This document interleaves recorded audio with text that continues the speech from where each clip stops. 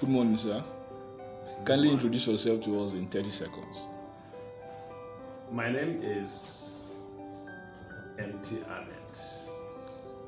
I'm a lawyer by profession, a diplomat by training, an entrepreneur by practice, and I'm a Toastmaster.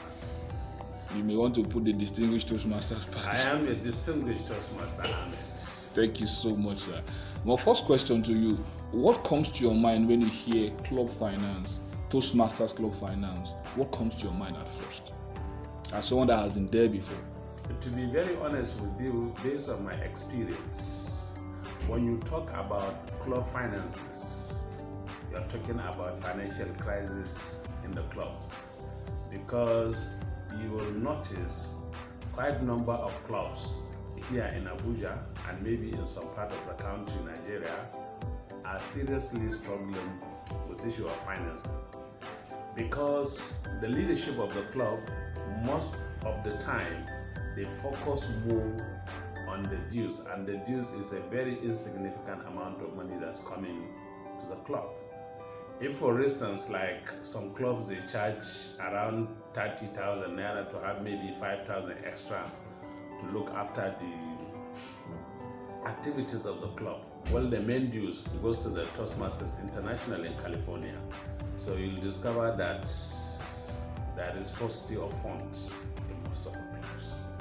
Thank you so much. The next question is, when you were president, what did you do to make sure you didn't experience these challenges with funds that most clubs had? As you are well aware, I was once the president of Emerald Toastmasters Club here in Abuja. And the first time I assumed office as the president of the club, the first thing that we did together was to come together as an EXCO to truly understand all the challenges the club was facing as at that time. And financing was on the top burner. So what we did is to brainstorm, to sit down and see what can we do legally and legitimately without contravening the bylaws and also the ethics of the Toastmasters International to generate extra revenue. And we did quite a number of things. Number one, we added a little amount of money on top of the dues, maybe having extra 5,000 naira in that. Secondly, we decided to use the talent we have around us to see how we render some services to some government organizations and generated money. And by so doing, we help the members also to commercialize their talents and at the same time to generate additional income for the club. I remember the first job we were able to execute as team, we generated a revenue of above 1 million naira. And at that time, I do not think if there is any club in Abuja that can boast of maybe additional 50,000 or 100,000 naira as a club. And what we did, it was a partnership. It's a tripartite partnership between the club, the area, and the division. I brought together both the leadership of the club, the leadership of the area, and the leadership of the group of the division, so that we can sit down and develop a partnership and collaboration that is supposed to be a mutually beneficial, sustainable business relationship. And it was a very, very successful endeavor. And until the time I left Emerald Toastmasters Club as the president, the club was stinkily rich. I like the sound of that, stinkily rich. Okay, would you say times have changed? Or if things were to be the same, what could some clubs do now to either raise their level of finances, or what are the strategies you could share right now in today's world that clubs could adopt to help them come out of financial penury? Time really changed, because there is nothing that changed as much as time. And also the leadership of the various clubs have changed. Now there are quite a number of strategies that I will advise the leadership of the club, either Emerald Toastmasters or any other club in Abuja or elsewhere, to do. One of it is to see how you develop a synergy between the club, the area, and the division. Bring them together, sit down and see how can we work together. Because if you say as a club you want to do this thing on your own, you will discover that you will lack the capacity to do that. But while you open and give a handshake of friendship to other people, now when I say area and I say division, means there are other clubs around you that you can tap from their resources.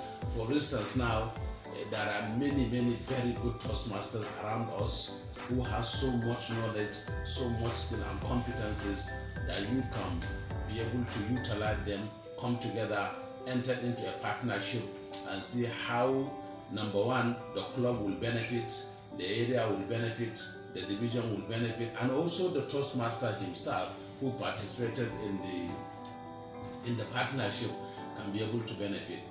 Another thing that I would strongly recommend is maybe training.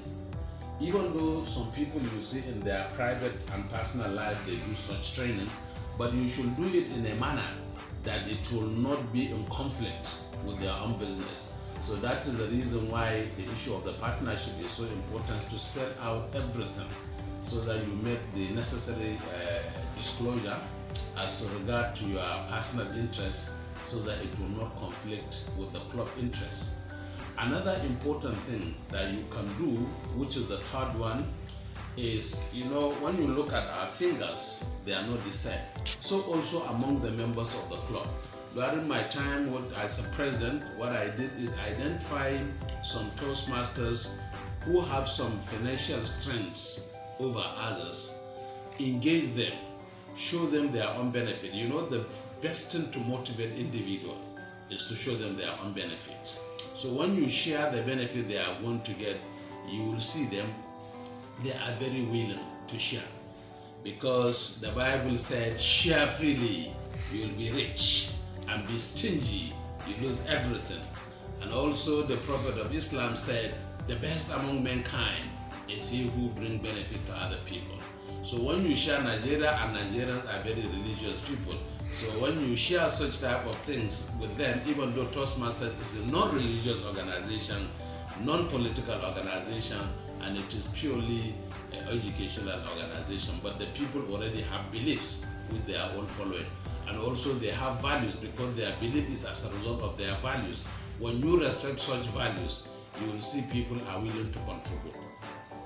Also during my time as the president, which I will share this experience and a strategy, that is the first strategy they can use, is to identify also, because you will discover there are some very talented, hard-working Toastmasters in the club. And unfortunately, once upon a time, they lack the financial capacity even to renew their dues. So we ask some people if they can kindly subsidize the registration for some of the very hardworking Toastmasters, because they have the capacity to pay for themselves and also pay for their friends. At the same time, we'll ask them, can you kindly subsidize these fees for the other people? Now doing so will increase the membership drive and will increase also the finances of the club. The fifth thing that we did, which I recommend to the leadership to do, is you will see, you will find some new members. They have the commitment and the determination to join. They don't have money also to join. So we also have some people said, don't pay them full, because sometimes I had experience with one of our very senior members of the club who paid registration for about 3 people, but none of them continued to show up during the meeting. So we said that such new member should be able to put some commitment to say that yes, he's interested to do, and the thing that to do is to make them to put some financial commitment into it.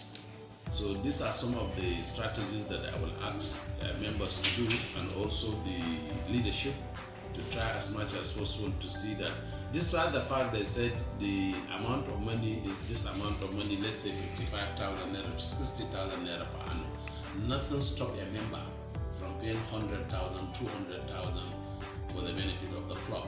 Now another thing also that we do is to bring function which is aligned with the Toastmasters international guidelines. Especially, for instance, you can do a speak-a-thon while you go to an organization, preach that gospel.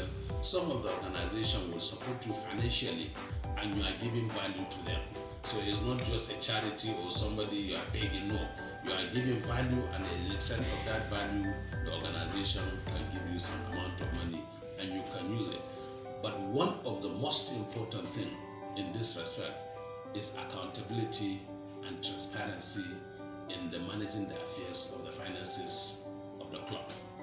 Because you will have all the money, and if the processes are not transparent, and also the system and the structure is not accountable to the finances, that will be a very big challenge for the club, for the leadership, for the members, and for the people involved in the managing the affairs and the finances of the club.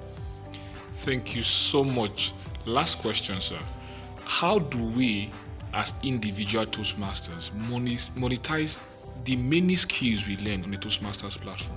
You just talked about the corporate type, where we have clubs partner with area and the division to do things. But how can we as individuals do this? Because we learn a lot in Toastmasters, from your listening to your presentation to communication and other leadership skills. How can we monetize this, sir? In the course and in my journey as a Toastmasters, in the Toastmasters, I met highly talented, skillful, intelligent, and competent Toastmasters. When they speak, you know that these people are very resourceful people. But the challenge is most of the Toastmasters lack the ability to commercialize the skills they have acquired over time. And one of the biggest challenges based on my interaction with them, I might be wrong, majority of the people lack the financial IQ, because most people find it very difficult to sell intangible product, and the skills, these soft skills, are not a tangible product, they are intangible products. There is a project in the old way of the Toastmasters educational system where you will do a project on how to sell expensive and inexpensive product. I recommend most people to go to the archive of the Toastmasters International, look for those projects, because when you look at it and also try to learn more, you will discover that the Toastmasters recognize the fact that you will be selling such product to people, whether they're expensive or inexpensive product.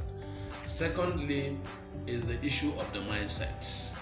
And most people do not see the commercial and financial viability of selling such product they are acquiring. Many people have been learning, and it is high time for people to start reaping the benefit, the financial benefit of what they are learning. So it's a matter of the mindset. People need to look at it from the financial point of view. People need to look at it from the entrepreneurial point of view, so that you can be able to share such knowledge. And one of the things that I always advise people to do, the first step to commercialize your Toastmasters knowledge, is to begin to share your knowledge freely to people.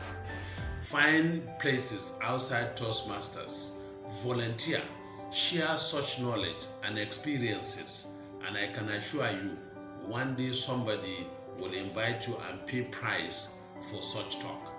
You can give an inspirational talk, you can give a motivational talk, you can give an educational talk, you can do many, many other things. And I tell you, whatever you will be selling, there are people who are willing to buy.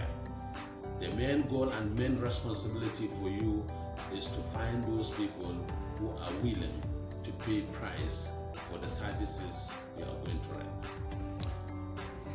I feel like we should continue this conversation, but I'm afraid we may have to stop here for now. So people, wait for the second episode of this conversation. Thank you so much, sir, for your time. Thank you so very much for your time and also for having me. Thank you so much.